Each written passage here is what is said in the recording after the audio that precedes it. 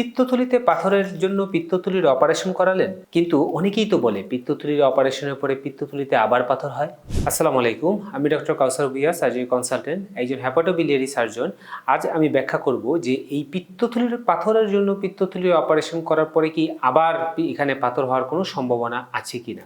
Laparoscopic কোলিসিস্টেক্টমি মানে পেট না কেটে পিত্তথলির অপারেশন, যে অপারেশনটা আমরা নিয়মিতভাবে করে থাকি, সেখানে পিত্তথলি সম্পূর্ণভাবে আমরা রিমুভ করি, মানে সম্পূর্ণভাবে পিত্তথলিতে কেটে নিয়ে আসা হয়। এক্ষেত্রে নতুনভাবে পিত্তথলিতে পাথর হওয়ার কোনো সম্ভাবনা নাই। কিন্তু রোগীদের লিভারের ভিতরে পিত্তনালী রয়েছে এবং লিভারের বাহিরেও পিত্তনালী রয়েছে, সেখানে আবার নতুন করে পাথর হতে পারে। সেগুলো কিন্তু খুব রেগুলার না, এগুলো বিরল। কারো যদি পিত্ত রসে কোনো সমস্যা থাকে, তাদের ক্ষেত্রে লিভারের ভিতরে এবং লিভারের বাহিরে যে পিত্তনালীগুলো রয়েছে সেখানে এই নতুন করে পাথর হতে পারে।